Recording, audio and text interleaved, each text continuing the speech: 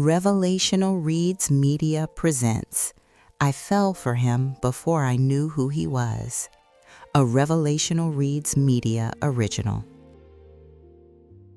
She didn't expect to notice him, not like that. She had returned to college with a plan, head down, eyes forward, focused. She was older now, steadier, not there for distraction or connection. Life had already taught her the difference between admiration and attachment, and she had learned to keep her heart carefully placed. So when she walked into her evening lecture and felt something shift, she dismissed it immediately. Dr. Aaron Cole stood at the front of the room, sleeves rolled just enough to feel casual, glasses perched low on his nose as he adjusted the projector. Early 30s, calm confidence, the kind of presence that didn't ask for attention but naturally held it. She told herself it was nothing. He was articulate, engaging, intelligent in a way that invited thought rather than intimidation. He taught with ease, weaving real-life examples into theory, asking questions that made the room lean forward instead of shrink back. She noticed his smile first, not flirtatious, thoughtful, like he enjoyed people.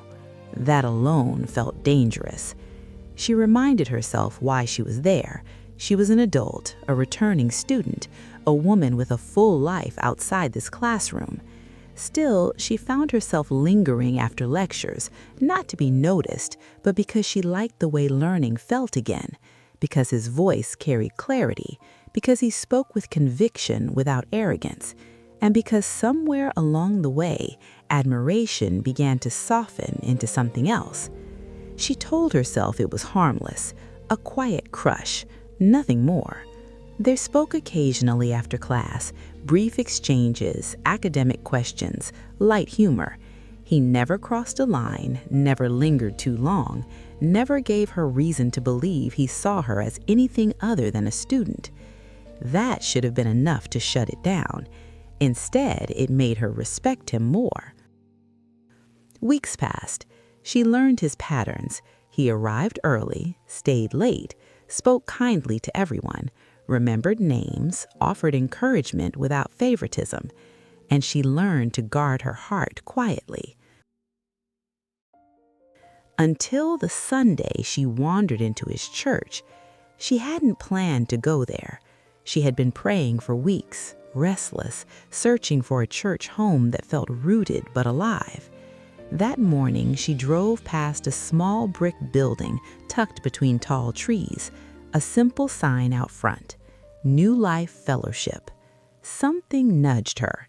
She parked without overthinking it. Inside, the sanctuary was warm, unpretentious. People greeted her kindly, without pressure. She slipped into a seat near the back, exhaled, and let herself be present.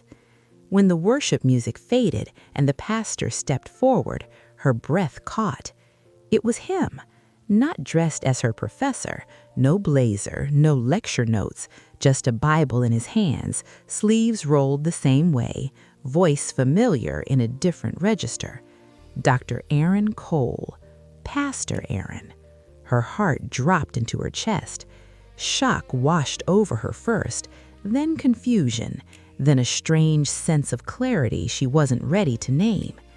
He spoke with the same steadiness she recognized from the classroom, but now there was weight behind it, authority, tenderness, scripture delivered with intention, not performance. She listened, stunned, every word landing differently now. This wasn't coincidence, and that scared her.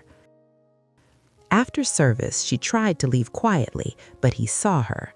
Recognition flickered across his face, followed by composure, respect. He didn't approach her immediately. That, more than anything, steadied her. Outside, he greeted her like anyone else, warm, appropriate. "I didn't know this was your church," she said honestly. "I didn't know you were looking," he replied. There was something unspoken there, awareness, mutual surprise, boundaries immediately in place. He didn't ask questions, didn't probe, just welcomed her and let her go. That night, she prayed longer than she had in months. She prayed for clarity, for wisdom, for peace. She didn't pray for him, but his name surfaced anyway. The following week in class felt different, not awkward, intentional, professional, almost careful. He was the same, she was the same, and yet everything had shifted. She realized then that what she felt hadn't been attraction alone. It was alignment, respect, recognition of something deeper. Still, she kept her distance until the semester ended. Her final paper submitted, grades posted, the academic relationship complete. No overlap, no impropriety. That mattered to both of them. Weeks later, she returned to church. This time, when he spoke to her after service, it felt lighter, freer. "I'd like to get to know you," he said, direct but gentle, "now that the timing is right." Her heart steadied. "I'd like that too." They moved slowly, intentionally. Coffee became conversation, conversation became prayer, prayer became trust. She learned who he was beyond the pulpit, thoughtful, humble, protective without control, a man who understood leadership as service. He learned who she was beyond the classroom, witty, grounded, soft in ways that hadn't been broken by life. The shock faded, the mystery softened, and what remained felt undeniable. One evening, sitting across from him, she smiled softly. "I didn't expect to find you in the one place I was searching for God." He smiled back. Sometimes God hides answers in plain sight. She didn't fall in love slowly. She fell in love wisely by trusting God, and that made all the difference. Thank you for watching. I fell for him before I knew who he was. Subscribe for more stories from Revelational Reads Media.